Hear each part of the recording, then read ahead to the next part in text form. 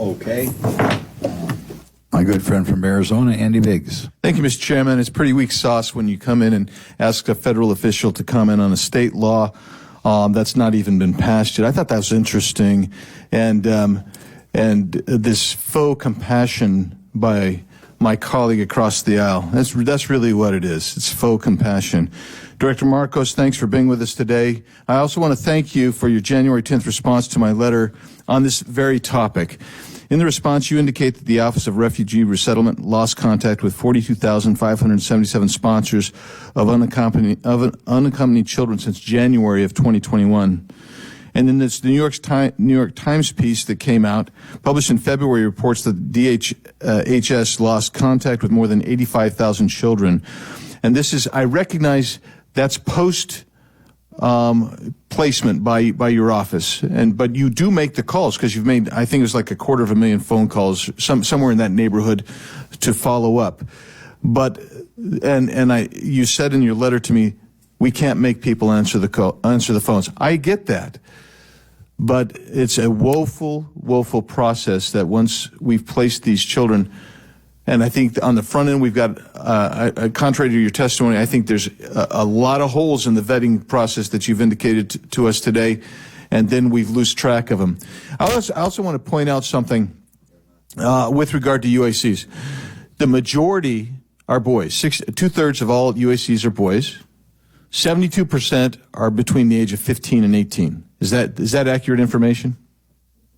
Sorry, what was the last percentage? 72% of all UACs are between the age of 15 and 18. That sounds about right. Yeah, but when we talk about this, when we think about it, we typically focus on babies, toddlers, preteens, and that's about 15%. But the reality is the vast majority are in that critical age of 15 to 18. So, Mr. Chairman, I'm going to ask unanimous consent to enter the following into the record. February 25th, New York Times piece, April 17th, 2023, New York Times piece, my October 24th, 2022 letter to ORR, Director Marcos' January 10th response, my September 10th, 2021 letter to HHS, and ORR's February 24th, 2022 response. Without objection, so ordered. Yeah. So, I think you're telling us that you don't disagree with the 85,000 number of children that we lost contact with. I'm not saying you lost them. You said we lost contact with them. We don't know where those kids are. Is that fair to say? We attempt to make a safety and well-being. I understand that. Let's get to the point here. Let's just answer the direct question. When you made the call, you didn't get a response. Your letter tells me that you usually make 3 calls. You got no response on any of those 3 calls in 85,000 kids. Is that right? In 81% of the calls, we are. You lost 80. You didn't have contact with more than 85,000 kids. Is that fair to say? Is that right? I mean, just yes or no. We're not saying, oh, what's your percentage? 85,000 children that were placed by you. You made calls to check on them. And you made 3 calls on average, 85,000 of them. You have no idea where they are. You don't want to answer the question. That's fine. We're going to go on to a different topic then. And so let's talk about a person by the name of Linda Brandmiller, a whistleblower. She pointed out that there was individuals, children that she didn't think were placed appropriately, inadequate vetting. And so she raised it. She said one sponsor said he was going to employ these 3 boys at a construction company. Another said he lived in Florida. One sponsored 2 children who would have to work off the cost of bringing them north. She contacted supervisors. She says it's urgent. Within days, the children are released to those sponsors. And not too very long after that, she's fired. Are you familiar with that case? Congressman, I read it in the New York Times. Other than that, you're not personally familiar with it? No, I joined ORR in September of 22. Okay. In the additional article, they mentioned 5 additional whistleblowers who are also terminated for raising red flags with regard to placement of children. Are you familiar with any of those cases? Have you looked into any of those cases? That article was a couple months old. Congressman, I believe that many of Are you familiar with those cases? Did you look in? Let me just rephrase it. Did you look into the New York Times, the whistleblowers that were listed in the New York Times? Did you look into any of their cases as they were terminated after raising issues? Congressman, that article just came out. We have a team looking into it. The Brand Miller was the recent case. The first New York Times article, which is more than a month old now. That's the one that mentioned protections for whistleblowers, so I wouldn't necessarily know about specific cases. It may be. Did you bother to even look into what I'm suggesting? Did you bother to even look into these? It sounds like you didn't. So let me ask you this question, Matt Haygood, a senior director of Children's Services at the U.S. Committee for Refugees and Immigrants, one of the largest of organizations, sent an email with the subject line trafficking concerns, and he talked about trafficking, but he said there was no follow-up there. How, are you working to make corrections when you get tipped off that there are people that are trafficking in these children? Absolutely. When a concern is raised to our office, we are following up on it. I cannot speak to what happened before I came, and I cannot speak to during the border backup. What I can tell you is today's ORR, we are hearing, we're listening, we're making sure sponsors and children have more information. They know how to get help. Last question I'll ask you. UACs under TVPRA, if they're from Mexico and Canada, they're returned home immediately. Do you think that's a policy that should be enforced from all countries, to return them to their families? Congressman, ORR is not a law enforcement agency or an immigration enforcement agency, and that's outside of my jurisdiction as ORR director. So you don't want to opine on that? Is that what you're saying? My mandate is to care for the You don't want to opine on that? Is that right? My mission as ORR director is to care. So I guess the answer is you don't want to opine. Thank you, Mr. Chairman. Are going to have to be answered after this hearing. Congressman Perry. Thanks, Mr. Chairman. Director, just to set the framework, as I understand it, ORR has a statutory obligation to care for the unaccompanied child. That's what I'm reading here in your mission or your mandate, right? That is correct. Statutory, so they have there's a law, the obligation to care for these individuals. If that's the case, why is it on March 22nd ORR removed the proof of address requirement and exempted other household members from submitting to a background check or providing identification? How does that aid in the obligation to care? Remove proof of address requirement. I think what you're referring to was in the spring of 21. Yeah, the March 22nd, 2021. I gave you the date. What? Okay, when there were how does children backed up, over 4,000 in DHS. So since they're backed up, we just remove the requirement, lower the standard. I mean, that's essentially what we're saying, right? There are a number of layers of. I get it, but how does that enhance? Steps. Okay, maybe I should ask the question this way. Does that removal of the proof of address requirement for the household members that are submitted for, these children that we're trying to find a place for, does that enhance your obligation to care, or does it not enhance it? Congressman, we check the addresses of all sponsors. It says proof of address requirement and exempted remove the proof of address. So you can check, but you don't have any proof, right? You can ask. I get it. You ask, right? Hey, what's your address, Mr. or Mrs. Sponsor? And they give you the address and you write it down, and that's the end of it now, right? There's no requirement of proof of address. I don't think that that's a fair characteristic of the thorough vetting process that our staff go through. And if there is any Well, let me ask you this then. On March 31st of 2021, so just a couple days later, ORR eliminated the background check requirement for immediate relatives other than a parent or legal guardian. Why would that be? How does that enhance the obligation to care? ORR's belief is that a child is best with their parent. Okay, awesome. I believe that too. Let me ask you this. How do you know that they're with their parent? How do you know? Are you familiar that the Department of Homeland Security under 8 U.S.C. 1365B shall create a biometric entry and exit data system, right? Even though they haven't, and they haven't implemented anything like that, other than asking and other than public source information, how can you be sure it's their parent? Congressman, we go through a number of vetting procedures. We ask sure you do. the child and the parent or the sponsor questions on the same day. We verify things with consulates. Okay, so what's the percentage of children that are reunited with their parent? Provable. What's your percentage? And how do you prove that? We go through a number of steps. No, what's the percentage, ma'am? I know you go through a number of things. You're stalling.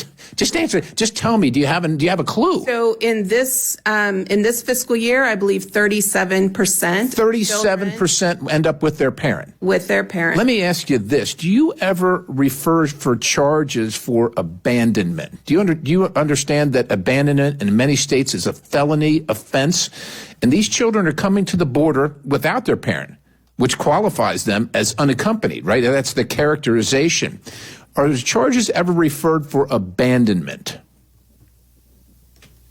Congressman, ORR is not a law enforcement. I didn't say you were a law enforcement. I didn't ask you to enforce the law. Do you ever refer? Like if you found somebody doing a criminal act in your vetting process to one of these children, you're not a law enforcement agency. Would you refer charges in that case? We would refer to and report to the appropriate. Okay, so how many have you referred or reported for abandonment? Our job.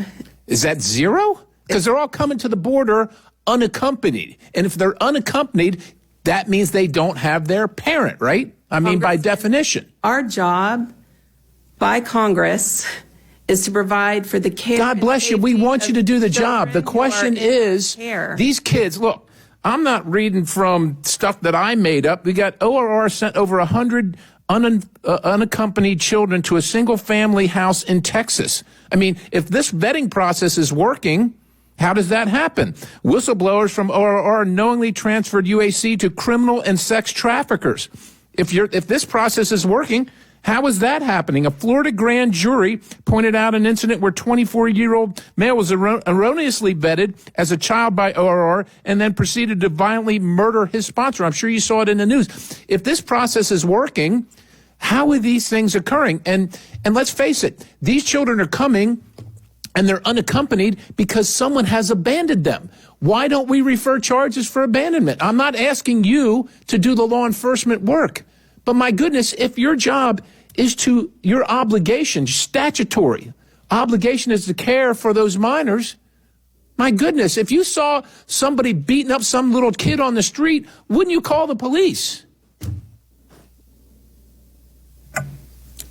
Of course I would. Thank you, ma'am. I yield the balance. Thank you. Mr. Goldman? Thank you, Mr. Chairman.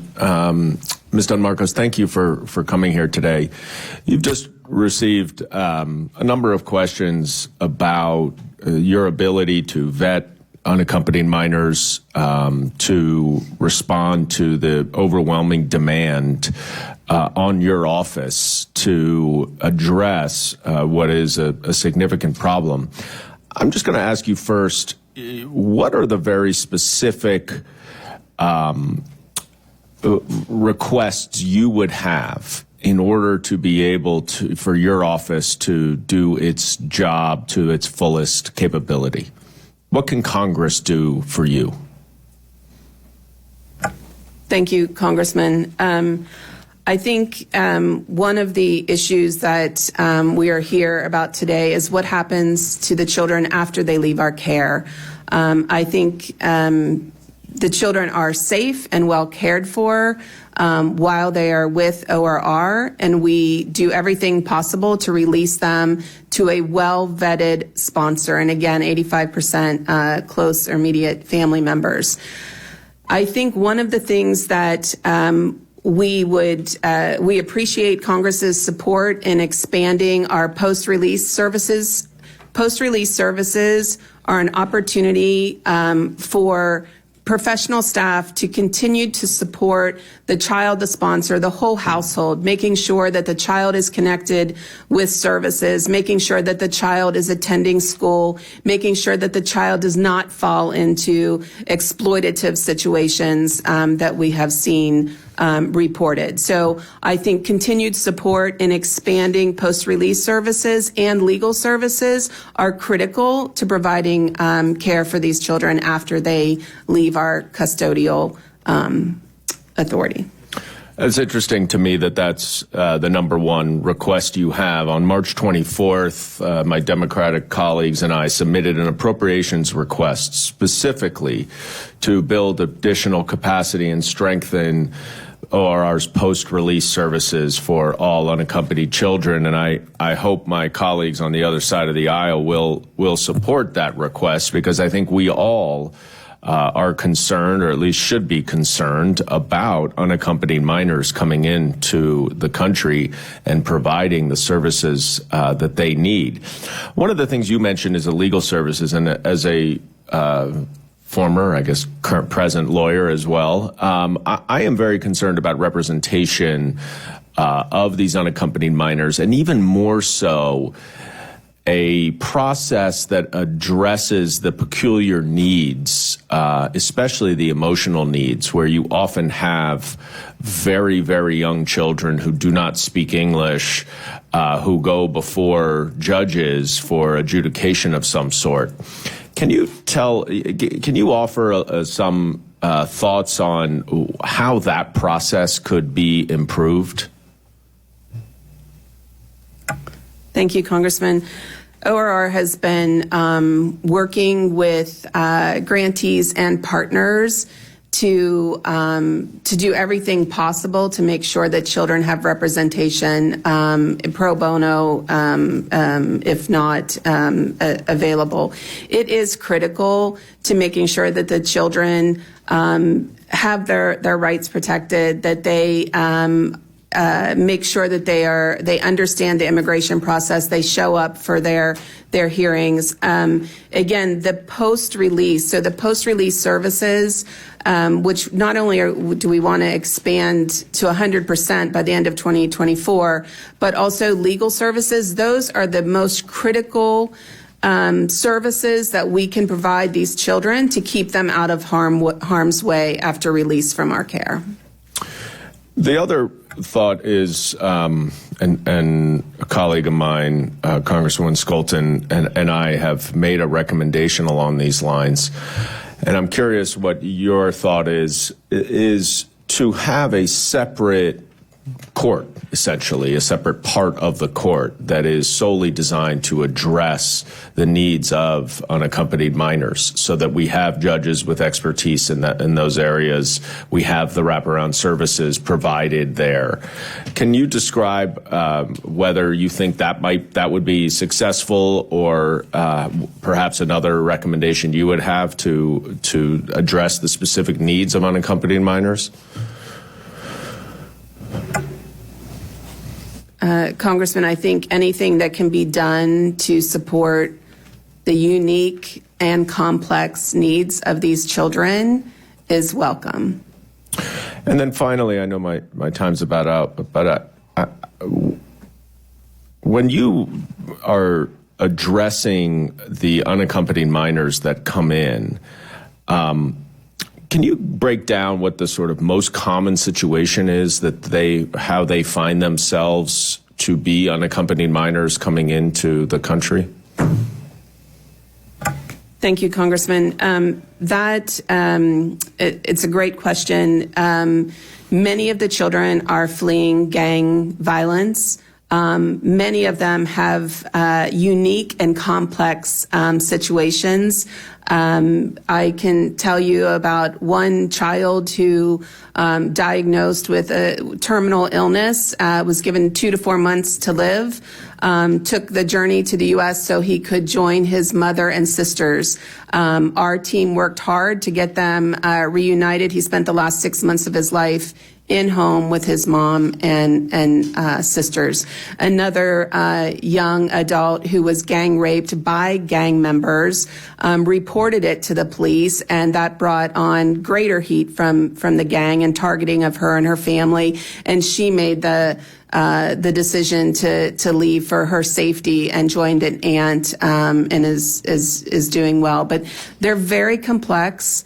And many of them are heartbreaking. And the professional staff at ORR and our partners do everything we can to provide comprehensive services once they're referred into our care.